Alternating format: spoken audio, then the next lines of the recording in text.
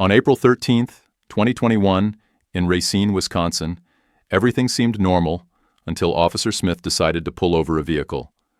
His radar had detected McCoy Jones, who had an outstanding arrest warrant. As the car came to a stop, Officer Smith could not have anticipated that he was about to encounter a special passenger, Ashley Hawley, McCoy's girlfriend. At first glance, Ashley appeared to be an ordinary woman, calm and composed. But when the officer asked McCoy to step out of the vehicle, everything changed in an instant. A loud scream rang out. "No, no, no, no! That's not him!" Ashley yelled, shaking her head so vigorously it seemed as though she was trying to shake off a stubborn wig. With her passion, she completely lost control and forgot that, in reality, McCoy was the one with the arrest warrant, his name boldly listed on every police document and database. But Ashley didn't realize that. In that moment, she truly believed the officer had mistaken McCoy for someone else. Perhaps she didn't care about the warrant or the police database, instead focusing solely on defending McCoy, the man she saw as innocent in her eyes. She didn't hesitate, growing louder, waving her arms as though trying to chase away the reality unfolding before her. Ashley's appearance may have led others to believe she was a gentle woman, but at this moment, she showed her fierce, sometimes overzealous nature. From her tense expression to her erratic movements, Ashley transformed into an unforgettable image, a woman determined to fight for her boyfriend, even as she faced undeniable evidence. It was as if her world crumbled when confronted with the unchangeable truth. McCoy not only had an arrest warrant, but also a past that she had never wanted to face. As the officer stepped forward to arrest McCoy, Ashley suddenly had an epiphany that could not be avoided. An emotional surge rose within her. If he's going down, I'm going down too. In that moment, time seemed to freeze, and without a second's hesitation, Ashley leapt from the car, tossing her jacket aside as if it were an unnecessary layer she no longer needed. The jacket soared through the air, spinning like a fallen leaf swept by the wind, and in an instant, she was out of the car, not looking back, not thinking about the consequences. The officer barely had time to react to Ashley's unexpected move. Before he could process what was happening, she sprinted toward him with astonishing speed, arms flailing through the air as though trying to grab something invisible, unattainable. This scene could only be described as a passionate jog of injustice. Each step Ashley took seemed like a declaration, an expression of dramatic rebellion, as if she were stepping into a leading role in her own play. Those around her might have only seen a woman acting impulsively without thinking, but for Ashley, every move held a deeper meaning. In her mind, this wasn't just a fight to protect McCoy. It was a battle for justice, fought in her own way. She believed that in her world, where anything could be turned around, McCoy had done nothing wrong, and the police were merely a powerful force that could not understand her story. This sense of losing control, the confusion between reason and emotion, blinded Ashley completely in her actions. There was no room for logic or truth, only an intense love and a determination so strong it seemed almost unstoppable. The police might have handled the situation calmly, but in the frenzy of Ashley's actions, it turned into a tragic comedy, with her as the leading lady and McCoy as the hero she could not bear to let fall. "Ma'am, please get back in the car!" Officer Smith pleaded, his voice a mix of frustration and disbelief, as he tried to de-escalate what was rapidly spiraling into a one-woman circus. But Ashley, eyes wide and fueled by a frantic sense of mission, wasn't having it. In her mind, this wasn't just about McCoy getting arrested. This was about standing her ground, proving that no one, not even an officer of the law, could take her man without a fight.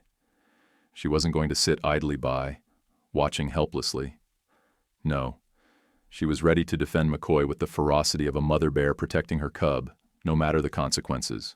As the officer reached out to restrain her, Ashley, with an agility that surprised even herself, snapped into action. Instead of taking a step back, she charged forward, her emotions running wild. The officer, momentarily caught off guard, tried to pull her back, but before he could fully react, Ashley did something nobody could have predicted. She sunk her teeth into his hand. Yes, you read that right.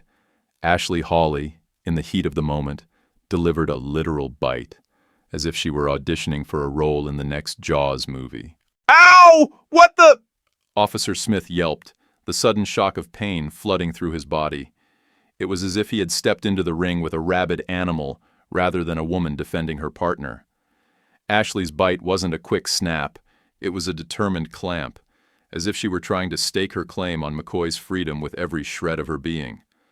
Her jaw clenched down with such intensity that Officer Smith, stunned and in pain, could almost hear her inner monologue. "Not today, officer. Not today." But even as he recoiled, the battle was far from over. Oh no. Ashley was just getting started. She wasn't going to go down without a fight, not after everything she believed in. The moment the officer tried to gain control, Ashley twisted, kicked, and shouted with a vigor that only someone on a mission could muster. Her legs flailed like windmills in a storm, and her voice, high-pitched and filled with adrenaline, rang out in defiance. She wasn't merely resisting. She was waging an all-out war against authority, convinced she was in the right. In that chaotic moment, Ashley's character was no longer just a woman trying to protect her boyfriend. She became a symbol of defiance, of someone who believed so fervently in her cause that reality itself bent to her will, at least for a few fevered minutes. Things took a dramatic turn when, after what felt like an eternity of flailing limbs and furious resistance, Officer Smith and his fellow officers managed to wrestle Ashley to the ground. The struggle was anything but graceful, more like an ill-conceived wrestling match than a professional arrest. Ashley, never one to give up without a fight, was still writhing, kicking, and shouting, as though she believed if she struggled hard enough, the entire situation would miraculously reverse itself. Her fight wasn't just physical, it was visceral, rooted in some deep, untouchable place of defiance. But as they finally got her to the ground, the officers made an unpleasant discovery. A needle nestled inside the folds of her jacket and a crack pipe stashed beneath the car seat, almost as if Ashley had been in such a rush to defend McCoy that she had unwittingly left a personal treasure map for the officers to follow. It was almost comical how blatant it all was, like she had been giving the officers an easy scavenger hunt rather than trying to hide evidence. It wasn't a sophisticated criminal. No, it was someone who lived her life in the open, with little concern for the consequences of her actions. Subtlety had never been Ashley's strong suit. If anything, she seemed to wear her choices like badges of honor, unashamed of the life she had led, even as she fought tooth and nail to avoid the repercussions. But despite the clear evidence mounting against her, Ashley wasn't ready to accept defeat. Oh no, that would be too easy. She continued to scream, her voice rising in pitch as though she were auditioning for a role in a drama, the kind where the protagonist insists on playing their part to the bitter end, even when the script had clearly turned against them. She squirmed like a cat that had just been told it couldn't have its daily nap in the sun, indignant, frustrated, and unable to fathom why the world couldn't just bend to her will for once. Her body twisted and bucked beneath the weight of the officers, her hands still desperately reaching for something to latch onto. But there was no escaping the reality of the situation now. She was pinned, and yet, even in that moment of helplessness, Ashley fought with everything she had. The scene was a mix of chaos and absurdity. Ashley, a whirlwind of unrelenting energy, kicking and yelling, still insisting on her version of the story. She was like a child who, when caught red-handed, refused to admit wrongdoing and instead doubled down on the tantrum. She wasn't just resisting arrest. She was fighting to maintain control over her narrative, over the choices she had made, and over a situation that had long since spiraled beyond her ability to manage. Her personal rebellion wasn't just about McCoy anymore.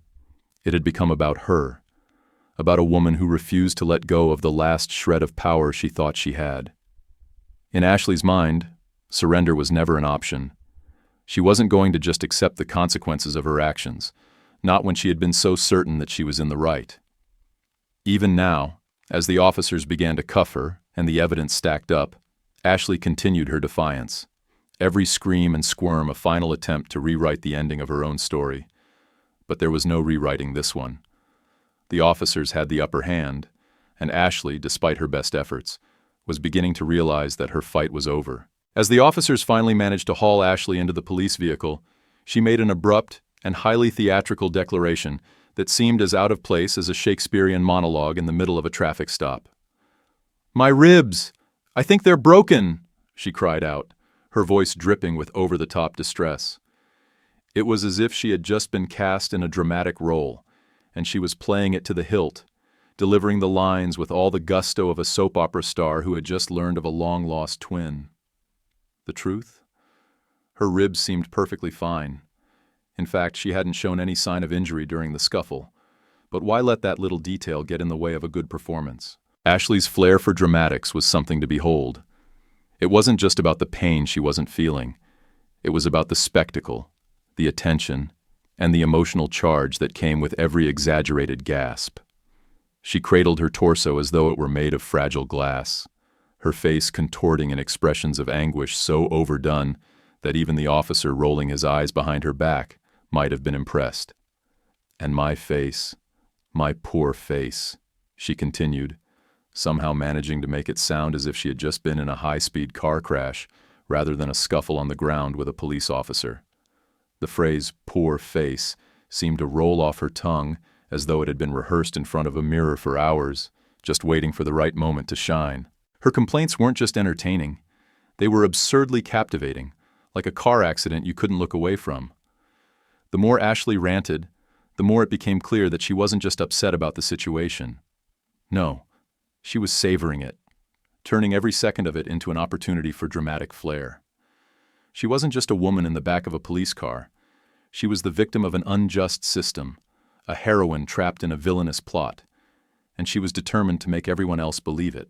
"You guys are going to pay for this," Ashley threatened, her voice rising as though she had just discovered that her arch-nemesis had been secretly plotting against her for years. The officers, seasoned in their work, likely didn't flinch at the threat. After all, they had heard similar boasts 100 times before, most of which fizzled out once the reality of the situation set in. But Ashley, in her current state of heightened emotion, didn't realize that the only one who would be paying in this scenario was, in fact, herself. She had no idea that her antics, her grandstanding, her biting, her resistance, had already secured her fate. What Ashley failed to grasp was that her self-imposed performance had no real audience. The officers, while still focused on their duties, were not moved by her theatrics. Instead of garnering sympathy or respect, Ashley's dramatics seemed almost like a desperate plea for attention, one that only served to highlight her escalating frustration and lack of control over the situation.